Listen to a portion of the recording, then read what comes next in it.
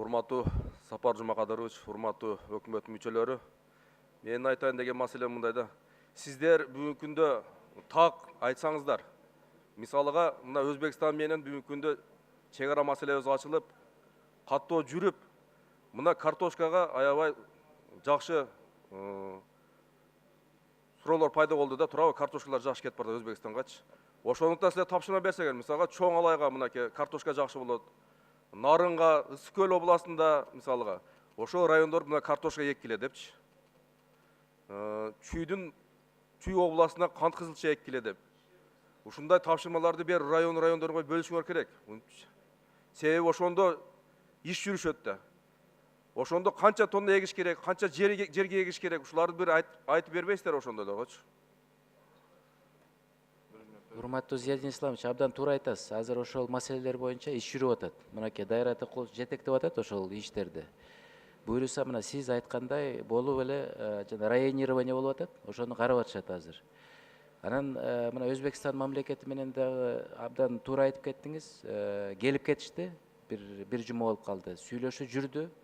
Где-то 500 000 тоннага чейин картошка алабыз деп атат буюрса. Бул дагы жакшы нерсе да. Ошондуктан мына экономика министрлиги, айыл чарба министрлиги болуп азыр ишти башташты. Ошо сиз көтөргөн маселелер боюнча. Мен айтайын дегеним, бул эми ызбыт бар да. Демек аны только өндүрүш керек, уюштуруп коюш керек. Ошону айтса эле эл эгет. Дыйканга ошол сатса эле өндүргөн продукциясында пайда ошондо түшөт да. Андан кийин могу ветеринар лаборатория бүттүбү? Убакыт токтотула.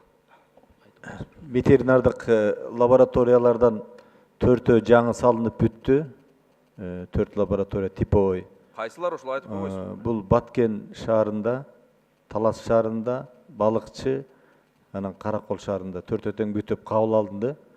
Азыр жанагы Казак грантынын эсебинен ичин оснащение кылыш керек эле, ошол денонсация болуп кеткендигине байланыштуу азыр өкмөттө каралып атат акча, бул булактары изделип атат. Муну биз камсыз кылабыз. Андан сырткары 12 лабораториядагы ремонттон өттү, баягы жер-жердеги лабораториялар.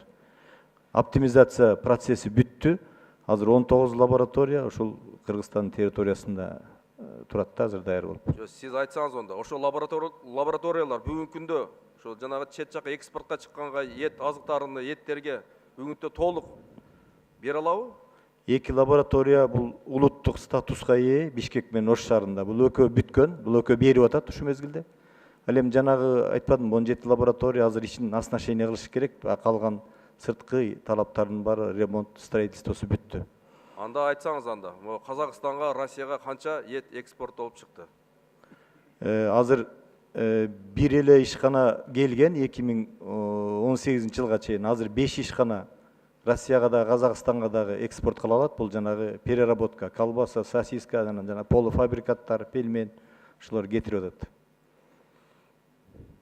Анан Сапар Жумакадырович, жана сиз айтып кеттиңиз, 1 миллиард сомду биз субсидирование кылып, дыйкандарга жеңилдетилген кредиттерди берип атабыз депчи. Бүгүнкү күндө ошондо 7 миллиард акча каражат бересиздер да, туурабы? Ошол банк берет да. Ошондо канча дыйкан алат ошол акчаны? Жеңилдетилген кредитти. 15 000. 15 000.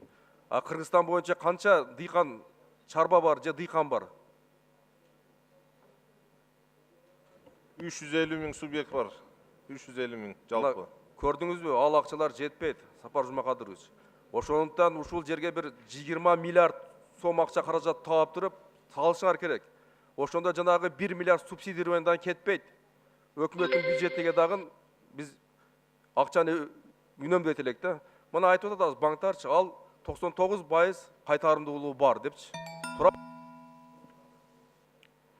Зиядин Исламович, кошуп коелук. Мындан тышкары дагы мына Россия өнүктүрүү фонду отурат. Бул жактан да 10 миллион доллар бөлүнүп берип атат, ушу именно айыл чарбага. Андан тышкары Кумтөр фондунан 50 000 сомго чейин 5% суда беришет да.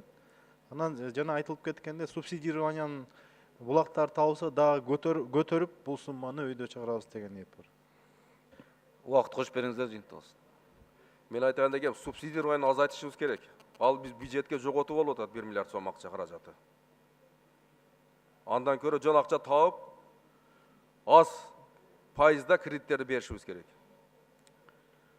урматтуу Зиядин Исламович, биз ал маселени деле карап көргөнбүз да. Бул жерде кредиттер сом менен берилип атпайбы? Анан арзан берилип атат да. Андай кредиттер, международный жана эл аралык кредиттер жок экен. Ошондой пайыз менен, сиз айтып аткан пайыз менен. Тилекке каршы ошол көйгөй бар. Бирок сиз айтканыңыз туура.